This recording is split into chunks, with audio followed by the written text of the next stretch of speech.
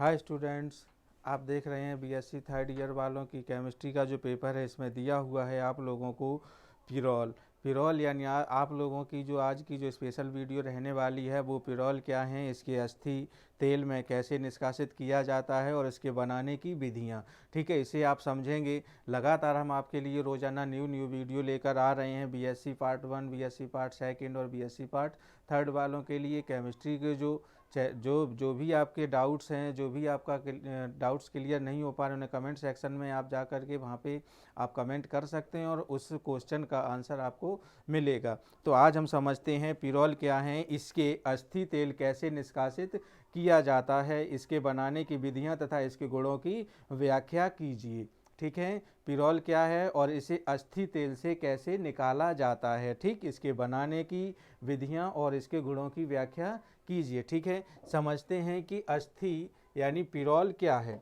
ठीक है, हमारा जो स्पेशल काम जो वीडियो है वो है आपका पिरोल क्या है, इससे अस्थि तेल कैसे निष्कासित किया जाता है और इसके बनाने की क्या विधियां हैं और इसके गुणों की व्याख्या कीजिए। तो यहाँ से देखते हैं पिरोल। यह 5 सदस्यीय विषम चक्रीय यौगिक में से अति महत्वपूर्ण यौगिक है। यह वलय यानी पोलर रिंग पौधों के क्लोरोफिल, हीमोग्लोबिन, रक्त और विटामिन B12 में आधारभूत संरचनात्मक इकाई के रूप में पाई जाती है। यह कोल तार व अस्थि तेल यानी बॉन ऑयल में प्रमुखतः पाया जाता है।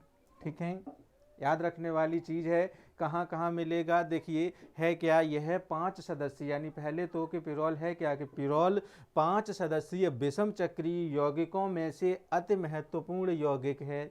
जो 5 सदस्यीय विषम चक्रीय यौगिक हैं उनमें से मोस्ट इम्पोर्टेंट कंपाउंड है। यह वलय यानी पोलर रिंग के रूप में पौधों के क्लोरोफिल यानी पौधों में क्लोरोफिल और ब्लड में हीमोग्लोबिन और विटामिन B12 में आधारभूत संरचना इकाई के रूप में पाई जाती हैं। यह कोलतार, जानते हैं ना, कोलतार जैसे रोड बनाई जाती है, कोलतार, अस्थि तेल यानी जिसको बॉन ऑयल कहा जाता है, में प्रमुख रूप से पाया जाता है। अस्थि तेल में पिरोल का निष्कर्षण, अस्थि तेल से पिरोल का निष्कर्षण निम्न अनुसार किया जाता है। अब देखिए कि अस्थि तेल से पिरोल का निष्कर्षण कैसे करेंगे, आपके सामने देखो दिया हुआ है।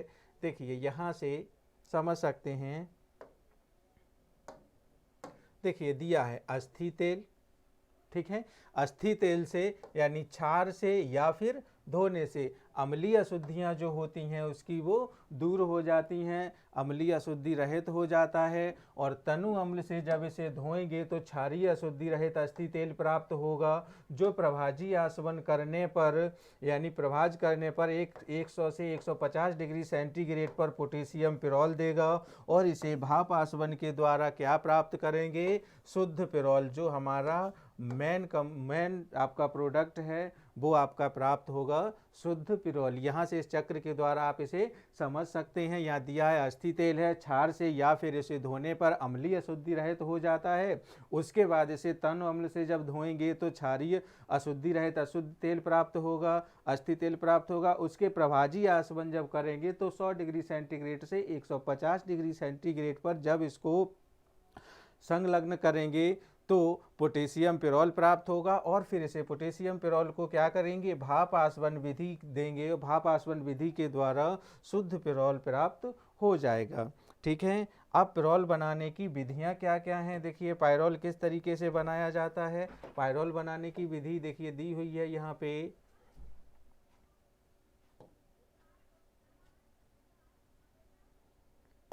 ठीक है, पायरोल को किस तरह से बनाएंगे, देखिए पायरोल बनाने की विधियां। ठीक है, देखेंगे नंबर 1, जब सक्सीनिमाइड को जिंक रंज के साथ गर्म किया जाता है तो पिरोल प्राप्त होता है। देखिए यहाँ पे दिया है सक्सीनिमाइड, सक्सीनिमाइड दिया है, देखिए CH2COCH2, यहाँ से डबल बॉन्डेड NH और ट्वाइस ZN। अब इसका जब आसवन करेंगे तो क्या प्राप्त होगा, आपको पिरोल प्राप्त होगा। देखिए यहाँ से CH3 डबल बॉन्ड CH2 और CH2, यहाँ से जो आपको डबल बॉन्डेड के साथ में NH दिया हुआ है ट्वाइस ZN, यही आपका शुद्ध पायरोल होगा, जो आपको शुद्ध पायरोल की प्राप्ति करेगा। अब देखिए इसका जो संश्लेषण है,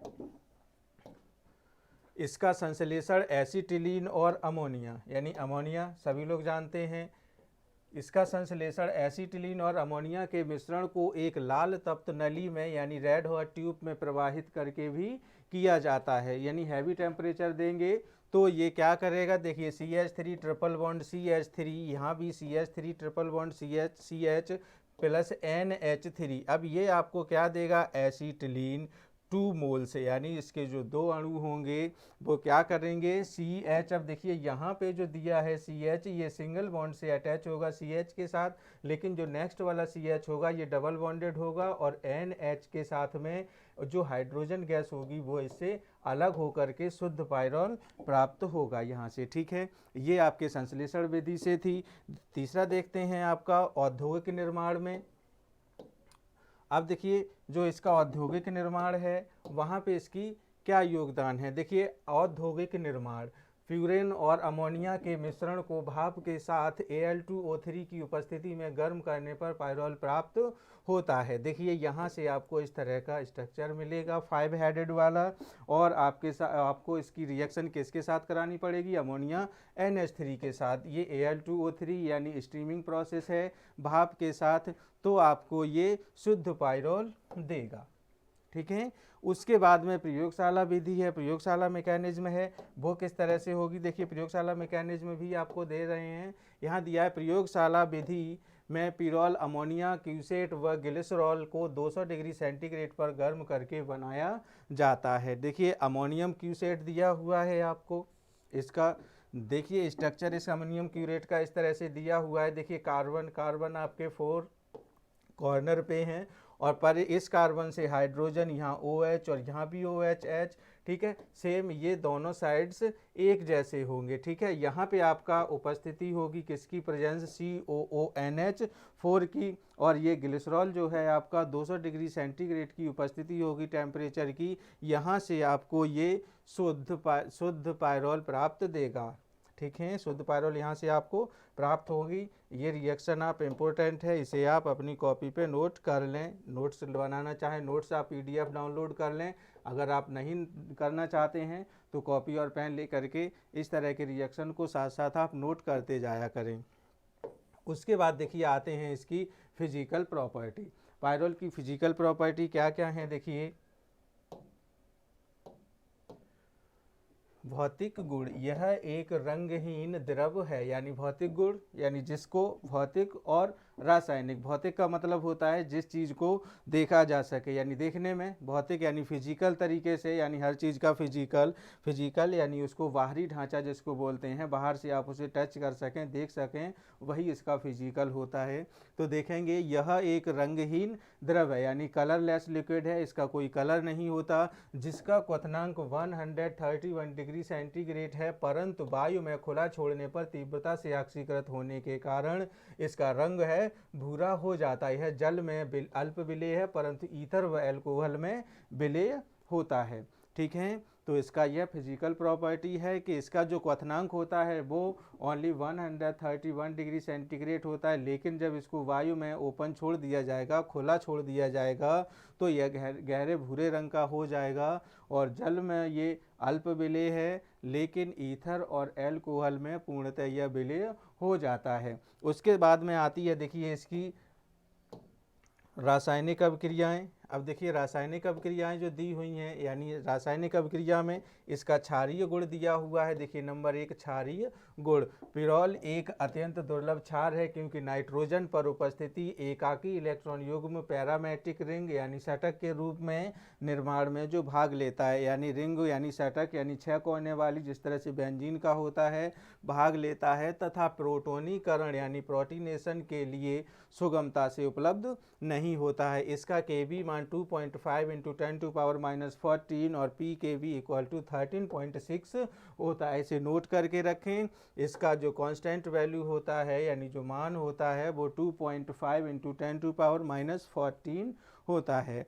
यह pyrimidine और एनिलीन की अपेक्षा दुर्बल क्षार है क्योंकि इनमें जो नाइट्रोजन को एकाकी इलेक्ट्रॉन युग्म पैरामेट्रिक रिंग के पैरामेट्रिक जो रिंग्स होती हैं वो भाग नहीं लेती हैं, और ये क्या करता है, इलेक्ट्रॉन स्नेही अभिक्रियाएं भी करता है। इलेक्ट्रॉन स्नेही अभिक्रियाएं किस तरीके से करेगा, देखिए दिया हुआ है इलेक्ट्रॉन स्नेही प्रतिस्थापन अभिक्रियाएं।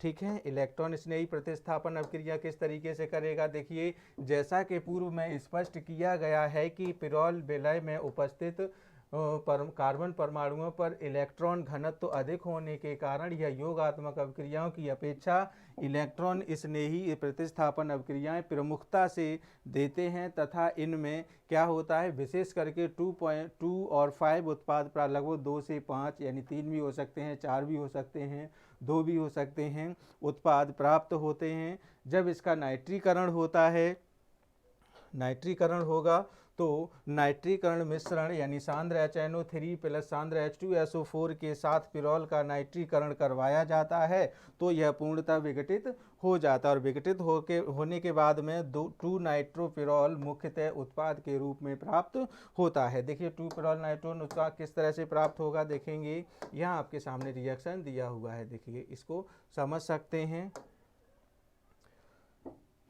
देखेंगे यहाँ से HNO3 प्लस CH3CO का होल ट्वाइस O CH3C और डबल बॉन्ड O के साथ में दिया हुआ है ONO2 प्लस CHCOOH।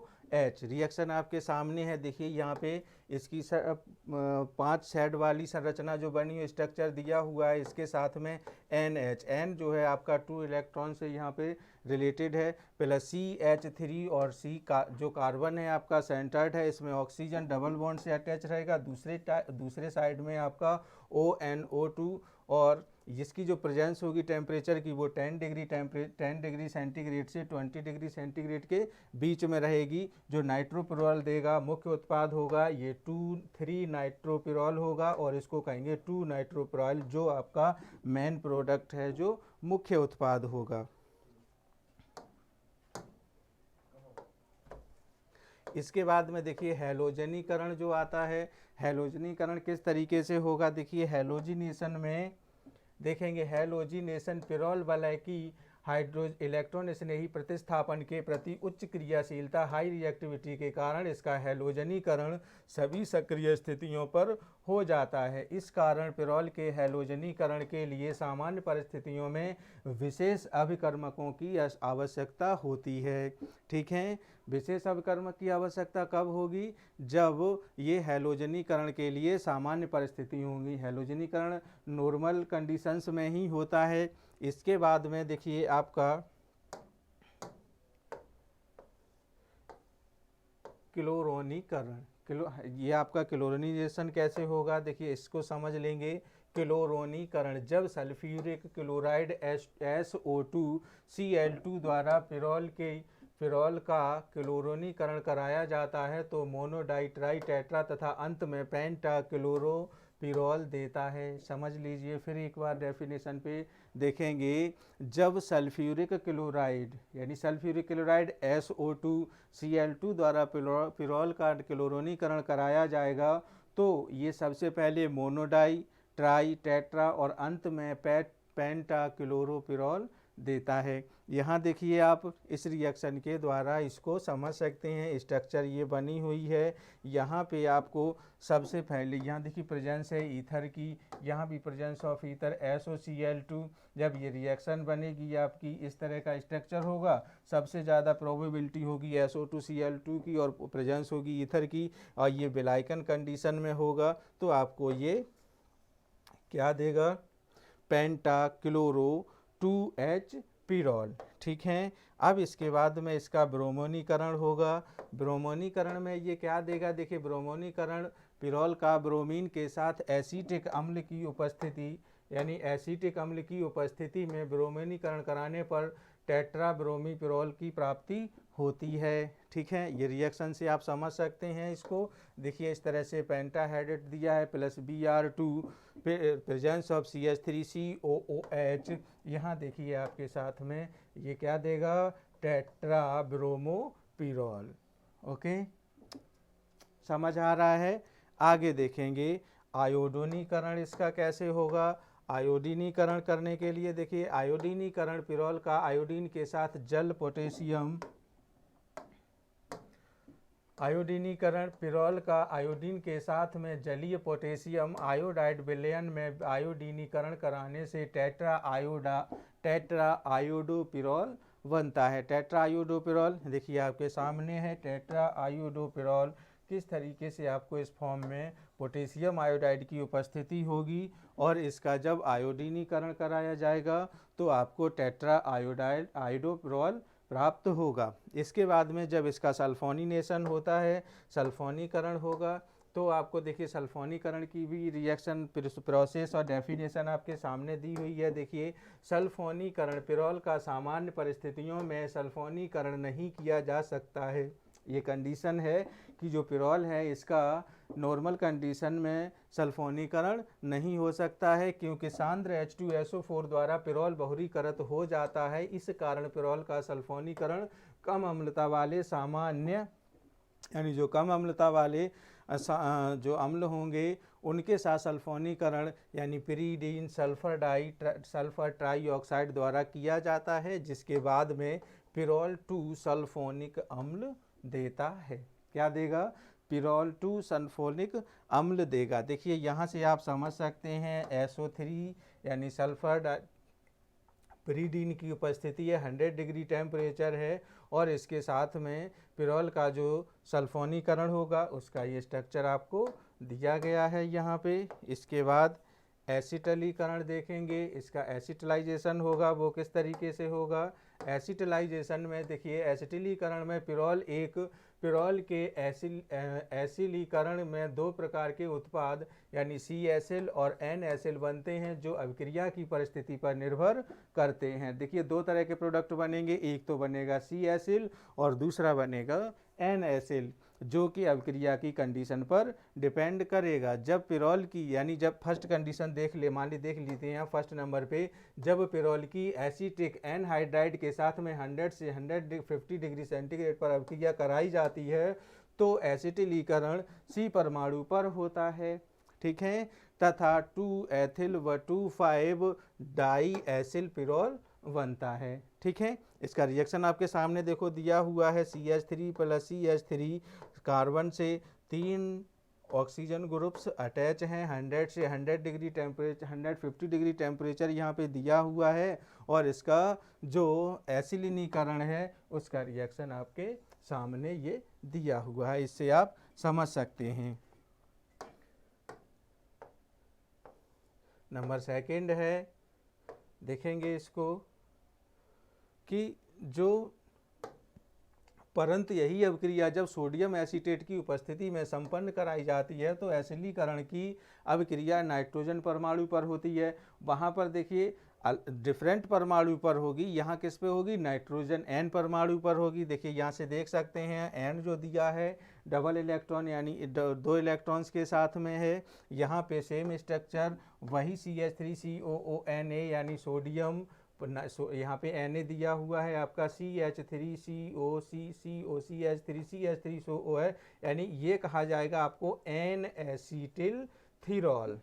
ठीक है, क्या पढ़ेंगे इसको? N एसिटिल थीरॉल। ठीक है, अब इसके बाद में देखिए आता है आपका